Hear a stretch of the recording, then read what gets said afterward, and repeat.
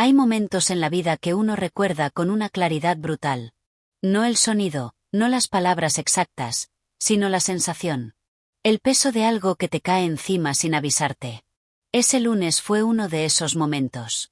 Eran las 10:20 de la mañana cuando Marcos, mi jefe directo, asomó la cabeza por la puerta de mi oficina. Nada raro en eso. Marcos pasaba por ahí varias veces al día, a veces para hacerme una consulta, a veces solo para intercambiar 2 palabras antes de seguir su camino. Era un buen jefe, en el sentido de que me dejaba trabajar. No era un hombre particularmente reflexivo, pero tampoco era malo. Era, diría yo, un hombre que hacía lo que le resultaba cómodo. Esa mañana, sin embargo, no se quedó en la puerta. Entró. Cerró la puerta. Y eso ya fue suficiente para que algo dentro de mí se pusiera alerta. Se sentó frente a mí con esa postura de quien no sabe muy bien cómo empezar algo. Cruzó los brazos, los descruzó. Me miró directamente, luego miró la mesa. Necesito contarte algo sobre el proyecto Serrano, dijo. El proyecto Serrano era, en ese momento, el proyecto más importante que yo tenía en mis manos. No solo en ese momento, lo había sido durante 7 años. Serrano era el nombre con el que internamente llamábamos al contrato con la Secretaría de Infraestructura del Estado. Un contrato que se renovaba cada año, que incluía supervisión de obras, coordinación con equipos técnicos del gobierno, elaboración de informes de avance, gestión de incidencias. Un contrato de $2.100.000 anuales, que yo había ayudado a construir desde cero y que había defendido en cada renovación. Así que cuando escuché Proyecto Serrano, me erguí en la silla. ¿Qué pasa con el Proyecto Serrano? Marcos carraspeó. Eso también fue una señal. Mira, la situación es que hemos hablado con el cliente. Con el director Fuentes. Y él ha expresado ciertas preferencias sobre la forma en que quiere manejar la relación de cara al próximo año. Me quedé esperando. No dije nada. Hay conversaciones en las que el silencio es la herramienta más útil que tienes, porque obliga a la otra persona a terminar de decir lo que está evitando decir. Marcos lo intentó de otra manera. Ha mencionado que, para los próximos ciclos de negociación, le resultaría más cómodo trabajar con un interlocutor diferente. Con alguien que encaje mejor con su equipo. Silencio. No de mi parte. Dentro de mí estaba pasando algo bastante ruidoso. Pero por fuera, silencio. Cómodo, dije por fin. ¿En qué sentido? Marcos abrió las manos encima de la mesa, un gesto que supongo pretendía ser neutral. Fuentes mencionó que su equipo se siente más cómodo negociando con hombres. Es una cuestión cultural, de su entorno. No tiene nada que ver con tu trabajo, que ha sido impecable.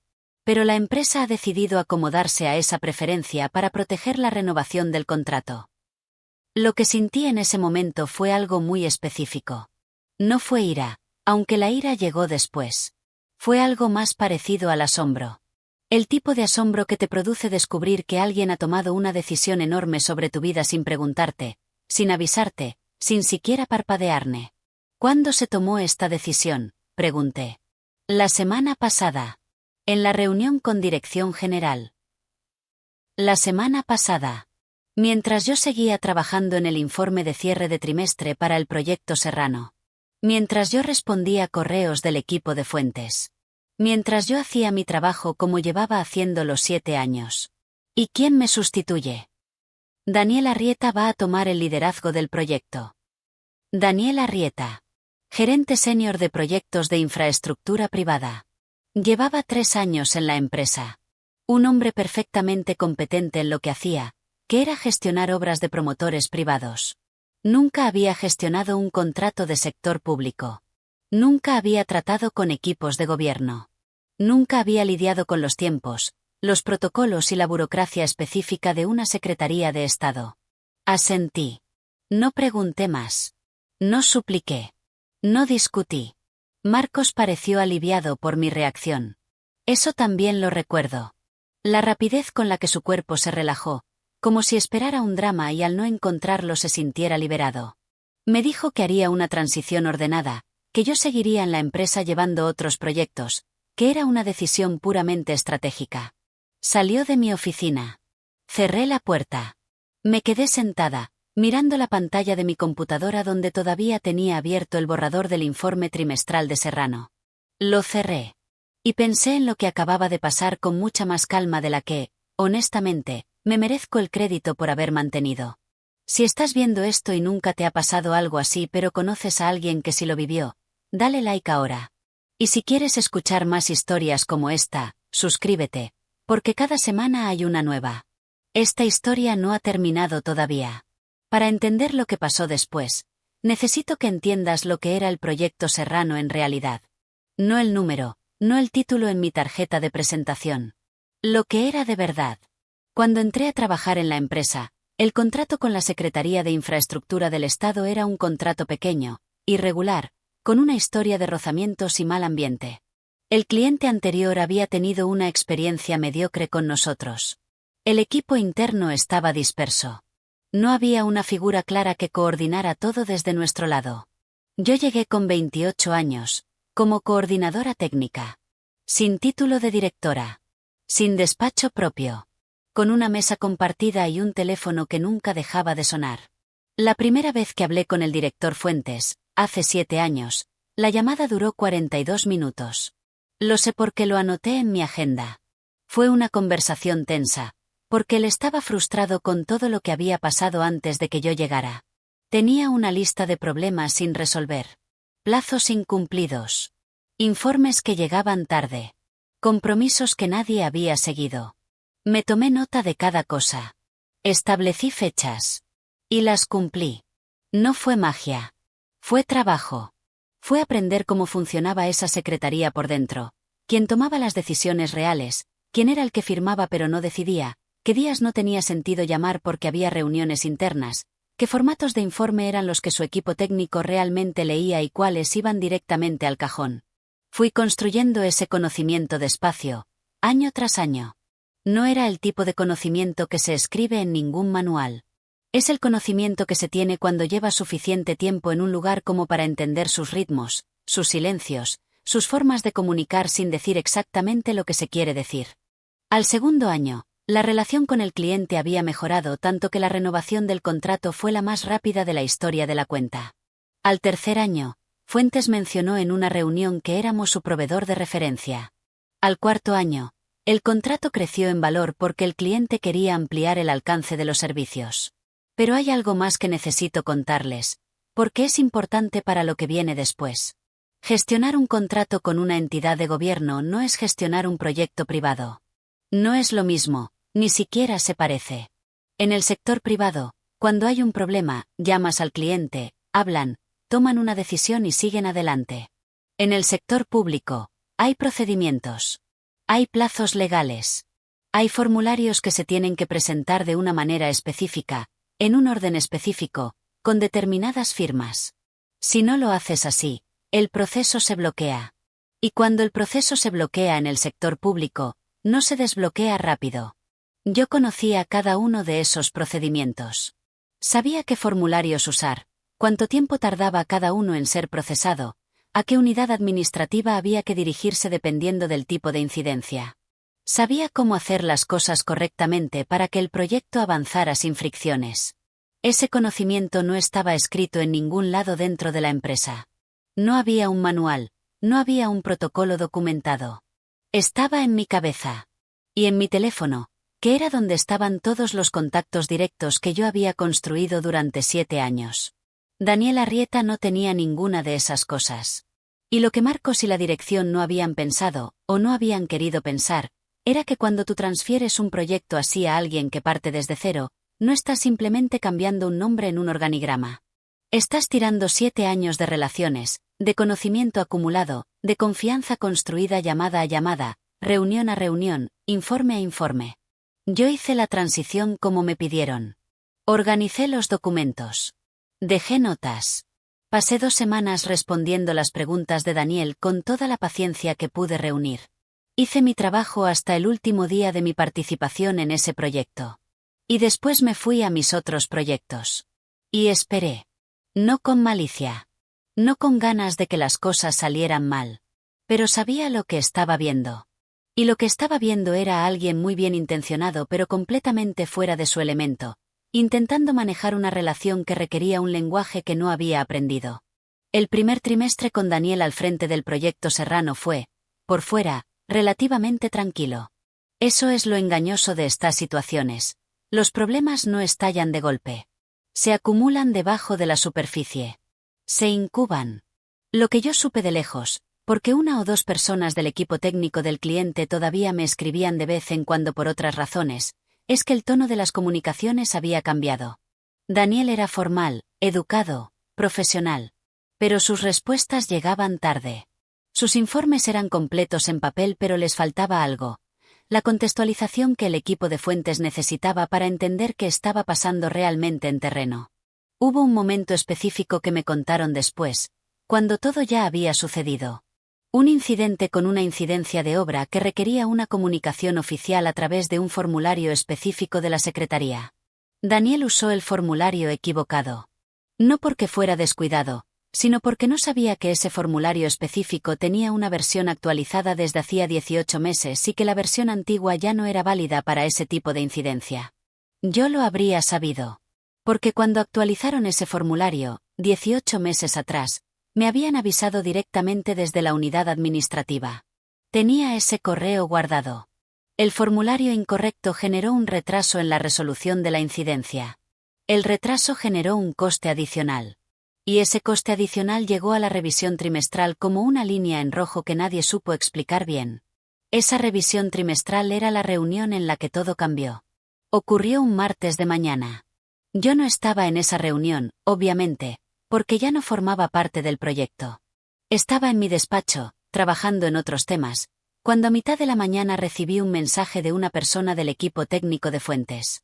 Un mensaje corto. Decía algo así: creo que deberías saber que en esta reunión se ha preguntado por ti. No le respondí inmediatamente. Seguí trabajando. Lo que pasó en esa sala lo reconstruí más tarde a partir de varias fuentes. Fuentes, el director del cliente, abrió la reunión de revisión revisando los puntos pendientes del trimestre. Cuando llegaron al tema del coste adicional por la incidencia mal gestionada, preguntó por los detalles. Daniel explicó lo que había pasado. Fuentes escuchó. Y entonces hizo una pregunta que nadie en la sala esperaba. ¿Dónde está Elena? Silencio. Daniel respondió que yo había pasado a otros proyectos y que él era el nuevo responsable de la cuenta. Fuentes preguntó cuándo se había tomado esa decisión. Alguien dijo que había sido unos meses antes. Fuentes preguntó por qué no se le había comunicado a él. Silencio otra vez.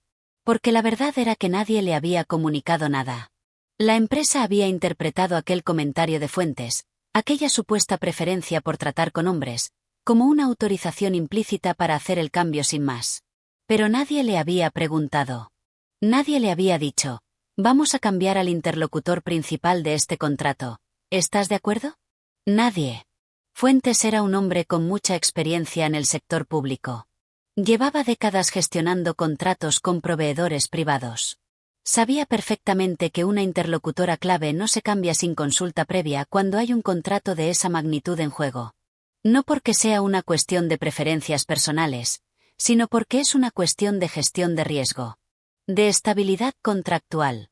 Y entonces dijo algo que, según me contaron, sonó completamente calmado, pero fue una bomba. Esto es un cambio unilateral de interlocutor clave. No fue acordado con nosotros. Vamos a necesitar revisar el estatus del contrato. La reunión terminó antes de tiempo. 45 minutos después, Marcos estaba en mi puerta otra vez. Esta vez sin llamar. Marcos entró como si yo ya supiera lo que había pasado. Y de alguna manera, sí lo sabía, porque la persona que me había escrito esa mañana me había mandado un segundo mensaje 20 minutos antes de que Marcos apareciera. Así que cuando lo vi entrar, ya había tenido tiempo de procesar una parte de lo que se venía. El cliente ha puesto el contrato en revisión, dijo. Sin preámbulos esta vez. Asentí. Van a necesitar una reunión de urgencia con dirección general. Fuentes quiere entender qué pasó con el cambio de equipo. Seguí sin decir nada. Marcos me miró de una manera que reconocí. Era la mirada de alguien que está buscando que le digas que todo va a estar bien. Que tú vas a entrar y arreglarlo. Que de alguna manera, La persona que acaban de desplazar de su propio proyecto va a estar disponible para rescatarlos del lío en que se han metido por haberla desplazado. ¿Hay algo que podamos hacer? Y ahí estaba. La pregunta. No formulada como una disculpa. No formulada como un reconocimiento de lo que había pasado. Formulada como una petición de soluciones. Como si yo fuera un extintor que llevaba meses guardado en el armario y ahora que había fuego alguien recordaba que existía. Marcos, dije. Yo ya no soy parte del proyecto Serrano.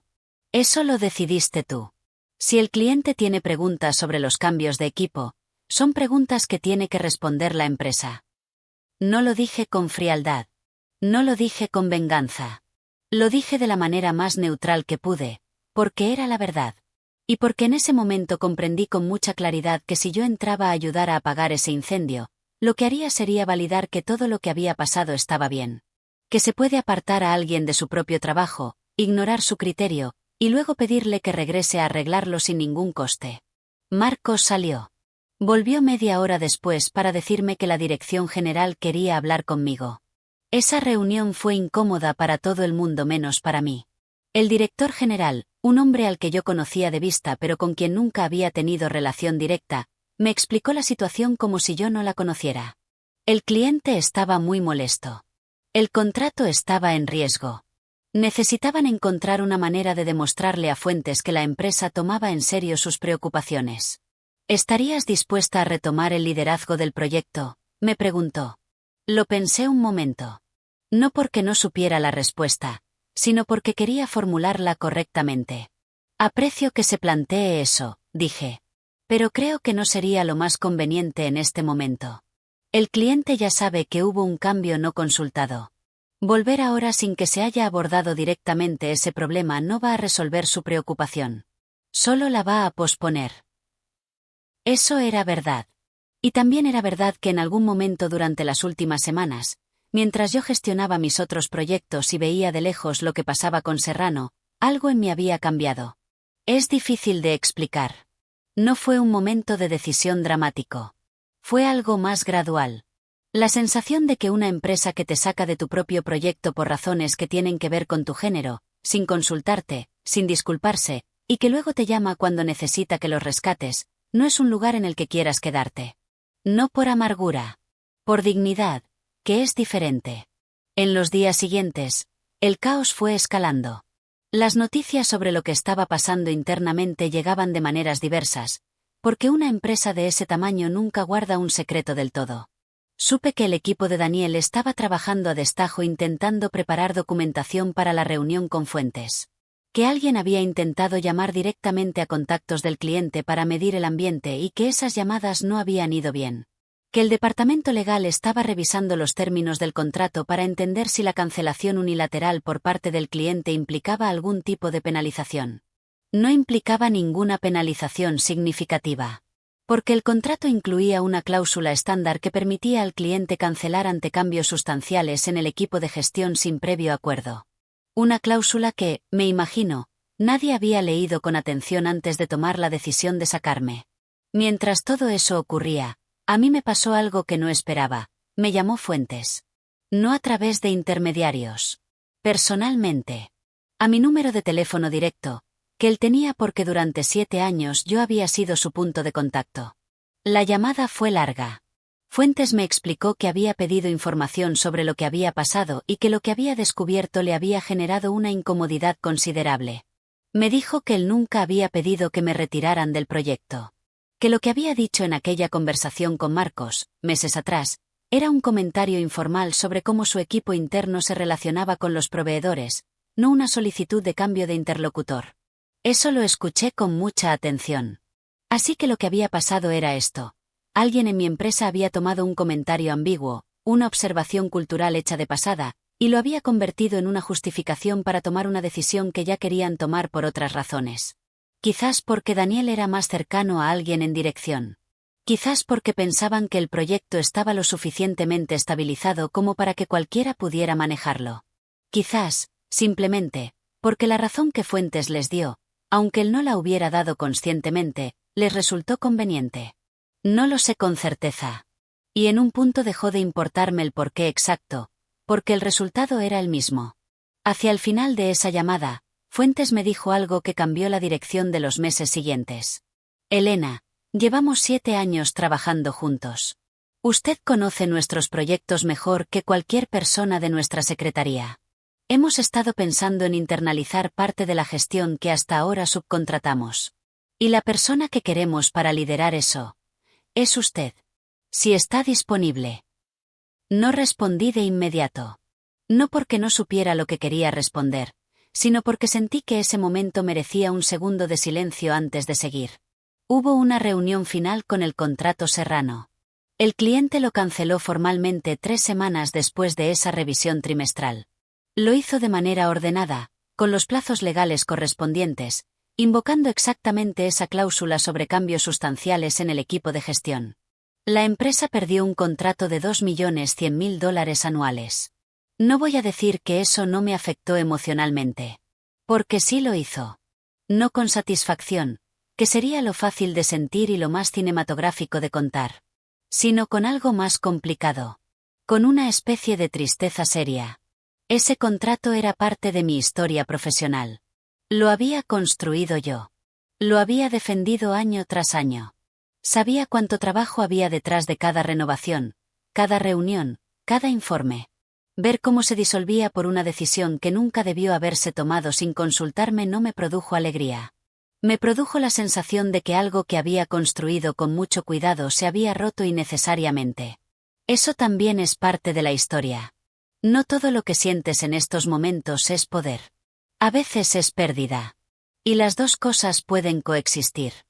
Me tomé unos días antes de responderle a Fuentes. Quería pensarlo bien. Quería entender qué significaba esa oferta en términos concretos. ¿Qué rol exactamente? ¿Con qué equipo? ¿Con qué autonomía? ¿Con qué condiciones? Hablamos varias veces. El rol que me ofrecían era el de directora de proyectos de infraestructura de la Secretaría, con responsabilidad sobre todos los proyectos que hasta ese momento se gestionaban externamente. Un equipo propio. Un presupuesto propio. Y una compensación que, comparada con lo que yo cobraba en la empresa privada, representaba un aumento del 55%. 45 días después de aquel lunes en que Marcos cerró la puerta de mi oficina, yo firmé contrato con la Secretaría de Infraestructura del Estado. Le informé a Marcos con la anticipación reglamentaria. La conversación fue breve. Él me dijo que lo entendía. Que lamentaba cómo habían ido las cosas. Creo que lo decía sinceramente, en la medida en que una persona puede lamentar algo que en su momento le pareció razonable hacer. No hubo gran drama. No hubo escenas. No hubo ningún momento de confrontación que yo pueda repasar con satisfacción. Y en algún punto, eso también fue una lección, que las cosas más significativas que te pasan no siempre tienen un clímax teatral. A veces simplemente, se resuelven. Y el silencio en el que se resuelven dice más que cualquier discurso que pudieras dar. En mi primer mes en el nuevo trabajo, me reuní con el equipo que iba a estar a mi cargo. Eran 9 personas. Técnicos, administrativos, un abogado especialista en contratación pública. Personas que llevaban años trabajando en esos proyectos desde dentro. La primera reunión que tuve con ellos fue larga. No porque yo hablara mucho, sino porque pregunté mucho. Quería saber qué no funcionaba. Que se había intentado sin éxito. Qué cosas seguían pendientes porque nadie había tenido la autoridad o el criterio para resolverlas. Lo hice así porque eso es lo que aprendí en 7 años. Que el conocimiento más valioso que existe en cualquier proyecto está en las personas que lo viven por dentro, y tu trabajo como líder es encontrarlo y usarlo bien. Hubo una persona en esa reunión, una técnica de mediana edad que llevaba 12 años en la secretaría, que al final del día se acercó a mí y me dijo: «Es la primera reunión con un director nuevo en la que siento que alguien realmente escuchó lo que dijimos».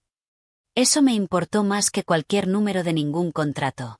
Hay algo que quiero decirles a quienes están escuchando esto y reconocen algo en esta historia. Algo que les pasa a ustedes o que le ha pasado a alguien que conocen. Lo que me hicieron fue injusto. No voy a edulcorarlo con palabras más suaves. Me sacaron de un proyecto que yo había construido usando como excusa una preferencia que el propio cliente nunca formuló de esa manera. Y lo hicieron sin preguntarme, sin avisarme, sin ninguna conversación real. Pero lo que yo aprendí de eso no fue a desconfiar de todo y de todos. Lo que aprendí fue algo que no sé si puedo formularlo de manera perfecta, pero lo intento. El trabajo bien hecho no desaparece. Queda. Queda en las relaciones que construiste, en los procesos que diseñaste, en la confianza que generaste. Y esa confianza, cuando la construyes genuinamente, no es tuya ni de tu empresa. Es de las dos partes. Y eso significa que tampoco se puede quitar unilateralmente. Fuentes no me llamó porque yo fuera la más hábil negociadora del mundo. Me llamó porque durante 7 años yo había sido honesta, consistente y capaz. Eso no se borra con un cambio de interlocutor. También aprendí que hay momentos en que la mejor defensa que puedes hacer de ti misma es no defenderte. Es quedarte quieta. Es dejar que las decisiones equivocadas de los demás lleguen a sus propias consecuencias sin tu intervención. No por pasividad. Por lucidez. Y aprendí, quizás lo más importante, que el respeto que no te dan en un lugar ya está esperándote en otro. No digo que sea fácil llegar a ese otro lugar. No siempre el final es tan limpio como el que yo tuve. Conozco personas que han pasado por situaciones similares y cuyas historias no terminaron con una oferta de trabajo que llegó sola. Que tuvieron que pelear más, esperar más, dudar más de sí mismas antes de encontrar ese equilibrio. Pero lo que sí digo, con la certeza de quien lo ha vivido, es que el trabajo que haces con integridad construye algo real. Y lo real tiene una manera particular de permanecer incluso cuando las circunstancias intentan ignorarlo. Llevo 16 meses en este rol. En ese tiempo hemos reorganizado la gestión de 4 proyectos que estaban atrasados, hemos reducido los costes operativos del área en un 22% y hemos contratado 2 personas nuevas para el equipo. No lo digo para impresionar. Lo digo para que quede claro que lo que yo traía no era suerte. Era trabajo. Y ese trabajo, nadie me lo pudo quitar. Si esta historia te movió algo, si reconociste en ella algo tuyo o de alguien que conoces, deja tu comentario abajo. Me interesa saber qué resonó. Y si conoces a alguien que necesita escuchar que el trabajo bien hecho siempre deja huella, comparte este vídeo con esa persona. Dale like si llegaste hasta aquí. Y suscríbete porque cada semana hay una historia nueva. Nos vemos la próxima.